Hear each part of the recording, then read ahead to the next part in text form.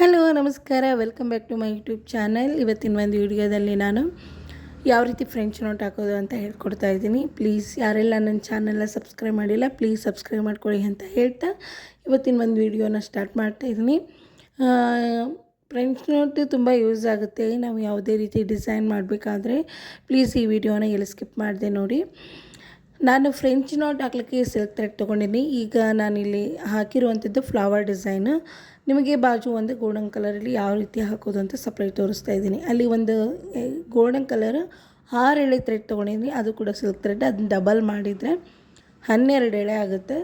So ಯಾವ ರೀತಿ French note ಹಾಕೋದು ಅಂತ ನಿಮಗೆ ಹೇಳ್ಕೊಡ್ತೀನಿ ನಾನು.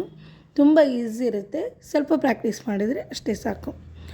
ಸೊ ಈಗ ನಾನು ತೊಗೊಂಡು ಈ ದಾರನ ಕೆಳಗಿಂದ ಚುಚ್ಚಿ ಮೇಲಕ್ಕೆ ತೊಗೋತಿದ್ದೀನಿ. ಅದಕ್ಕೆ ಏನು ನಮ್ಮದು ನಿಡಲ್ ಇರ್ತಲ್ಲ, ಆ ನಿಡಲ್ ಮೇಲೆ ಒಂದು ಸರ್ತಿ ದಾರ ತೊಗೋಬೇಕು. ಎಲ್ಲಿ ನಿಡಲ್ಲು ಈ ರೀತಿ ಥ್ರೆಡ್ ಹೇಳ್ಬಾರ್ದು, ಅದನ್ನ ಚೆನ್ನಾಗಿ ನೀಟಾಗಿ ಒಂದು ಕೈಲಿಂದ ಎಳ್ಕೋಬೇಕು. ಆಮೇಲೆ ಈ ನಿಡಲ್ ಇರ್ತಲ್ಲ, ಆ ನಿಡಲ್ಗೆ ಒಂದು ಸರ್ತಿ, ಆ ನಿಡಲ್ ಮೇಲೆ ಒಂದು ಸರ್ತಿ ದಾರ ತೊಗೊಂಡು ಅದ್ರ ಬಾಜುನೇ ಚುಚ್ಚಿ ನೀಟಾಗಿ ಕೆಳಗಡೆ ಎಳಿಬೇಕು. ಆಮೇಲೆ ಈ ಥ್ರೆಡ್ಡನ್ನು ಇರುತ್ತಲ್ಲ ಹಾಗೆ ಕೈ ಬಿಡಬಾರ್ದು. ನಾವತ್ತು 2 ಅಥವಾ 3 ಬಳ್ಳಿಲೇ ನೀಟಾಗಿ ಅದನ್ನು ಇಲ್ಲಿ ತೋರಿಸ್ತಾ ಇದ್ದೀನಿ ನೋಡಿ, ನಿಮಗೆ ಗೊತ್ತಾಗುತ್ತೆ. 2 ಅಥವಾ 3 ಬಳ್ಳಿಯಲ್ಲೇ ನಾವು ಅದನ್ನು ಹಿಡ್ಕೊಂಡು ಕೆಳಗಡೆ ಎಳಿಬೇಕಾಗುತ್ತೆ ನೋಡಿ. 2 ಅಥವಾ 3 ಬಳ್ಳಿಯಲ್ಲೇ ನಾವು ಥ್ರೆಡ್ನ ಹಿಡ್ಕೊಂಡು ಕೆಳಗಡೆ ಎಳಿಬೇಕಾಗುತ್ತೆ. ಇಲ್ಲಾಂದರೆ ಏನಾಗುತ್ತೆ ಅಂದರೆ ನಿಮ್ಮ ಫ್ರೆಂಚ್ ನೋಟ್ ಮೇಲೆ ಎಳೆ ಥರ ಎದ್ಬಿಡುತ್ತೆ. ಹಾಗಾಗಿ ಅದು ಸ್ವಲ್ಪ ನಾಟ್ ಆಗಲಿವರೆಗೂ ಆ ಥ್ರೆಡ್ನ ಬಿಡಬಾರ್ದು. ಅಲ್ಲಿವರೆಗೂ ನೀವು ಅದನ್ನ ಥ್ರೆಡ್ನ ಎಳಿಬೇಕು ನೋಡಿ. ಇಲ್ಲಿ ನಿಮಗೆ ಜೂಮ್ ಮಾಡಿ ತೋರಿಸ್ತಿದ್ದೀನಿ ಎಷ್ಟು ನೀಟಾಗಿ ಕಾಣುತ್ತೆ, ಎಲ್ಲೂ ಒಂದು ಥ್ರೆಡ್ಡು ಕೂಡ ಎದ್ದಿರಲ್ಲ. ಅದೇ ಥರ ನೀವು ಫ್ರೆಂಚ್ ನೋಟ್ ಹಾಕೋಬೇಕು. ನಿಮಗೆ ಗೊತ್ತಾಗದೇ ಇದ್ದರೆ ನಾನು ಮತ್ತೆ ಒಂದಿಷ್ಟು ಫ್ರೆಂಚ್ ನೋಟ್ ಹಾಕಿ ತಿಳಿಸ್ತಾ ಇದ್ದೀನಿ ನೋಡಿ. ಅದು ಬಾಜುನೇ ಚುಚ್ಚಬೇಕು, ದೂರ ಎಲ್ಲ ಚುಚ್ಚಬೇಡಿ. ಥ್ರೆಡ್ ಯಾವುದೇ ಥರ ಹೇಳ್ಬಾರ್ದು, ಆ ರೀತಿ ನೀವು ನೋಡ್ಕೋಬೇಕು. ನಾವು ಥ್ರೆಡ್ ಇರುತ್ತಲ್ಲ ಅದನ್ನು ಹಾಗೆ ಕೈ ಬಿಡಬಾರ್ದು. ಅದನ್ನು ನಾವು 2 ಅಥವಾ 3 ಬಳ್ಳಿಯಲ್ಲಿ ನೀಟಾಗಿ ಹಿಂಗೆ ಸ್ವಲ್ಪ ಎತ್ಬಿಟ್ಟು ಕೆಳಗಡೆ ನಾವು ನೀಡಲ್ಲ ಜಗ್ತಾ ಹೋಗಬೇಕು. ಅಂದರೆ ಅದು ನೀಟಾಗಿ ಕಾಣಿಸುತ್ತೆ, ಯಾವುದೇ ರೀತಿ ಎಳೆ ಥರ ಕಾಣಲ್ಲ ನೋಡಿ. ಕೊನೆವರೆಗೂ ನಾನು ಹಿಡ್ಕೊಂಡು ಆಮೇಲೆ ಬಿಡ್ತೀನಿ. ಹಾಗಾಗಿ ತುಂಬ ನೀಟಾಗಿ ಕಾಣಿಸುತ್ತೆ ಫ್ರೆಂಚ್ ನೋಟ್. ನೀವು ಯಾವುದೇ ರೀತಿ ಫ್ಲವರ್ ಡಿಸೈನ್ ಮಾಡಬೇಕಾದ್ರೆ ಇದೇ ರೀತಿ ಮಾಡ್ಕೊಳ್ಳಿ. ನಾನು ಇಲ್ಲಿ ಏನು ಫ್ಲವರ್ ಡಿಸೈನ್ ಹಾಕಿದ್ನಲ್ಲ, ಇದನ್ನು ಆಲ್ರೆಡಿ ನಾನು ಫ್ರೆಂಚ್ ನೋಟ್ ಹಾಕ್ತಾ ಇದ್ದೀನಿ. ಇದನ್ನು ಪೂರ್ತಿ ಆದಮೇಲೆ ಎಷ್ಟು ನೀಟಾಗಿ ಕಾಣುತ್ತೆ ಅಂತ ಕೂಡ ನಾನು ನಿಮಗೆ ಕೊನೆಯದಾಗಿ ತಿಳಿಸ್ತೀನಿ ನೋಡಿ. ಖಂಡಿತ ತುಂಬ ಚೆನ್ನಾಗಿ ಕಾಣುತ್ತೆ ಡಿಸೈನ್ ಅಂತೂ.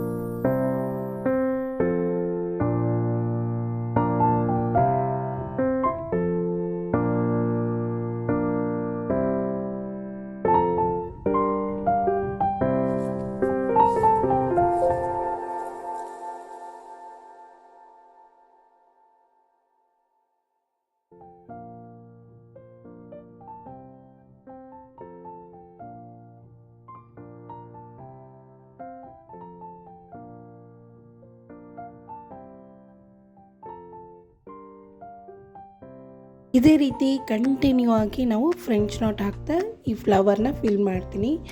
ಕೊನೆಯದಾಗಿ ಎಷ್ಟು ಚೆನ್ನಾಗಿ ಕಾಣುತ್ತೆ ಅಂತ ನಾನು ಎಂಡಲ್ಲಿ ತೋರಿಸ್ತೀನಿ. ನಿಮಗೆ ಬೇಕಾದರೆ ಆಲ್ಟರ್ನೇಟಿವ್ ಕಲರ್ ಕೂಡ ನೀವು ಯೂಸ್ ಮಾಡ್ಕೋಬೋದು. ಪಿಂಕ್ ನಿಮಗೆ ಇಷ್ಟ ಆಗಿರುವಂಥ ಕಲರ್ ಕೂಡ ಯೂಸ್ ಮಾಡ್ಕೋಬೋದು. ನಾನಿಲ್ಲಿ ಸ್ಕೈ ಬ್ಲೂ ಕಲರ್ ತೊಗೊಂಡಿದ್ದೀನಿ. ತುಂಬ ಚೆನ್ನಾಗಿ ಕಾಣುತ್ತೆ. ನೀವು ಯಾವುದಾದ್ರೂ ಡಿಸೈನ್ ಕೂಡ ನೀವು ಮಾಡ್ಕೋಬೋದು.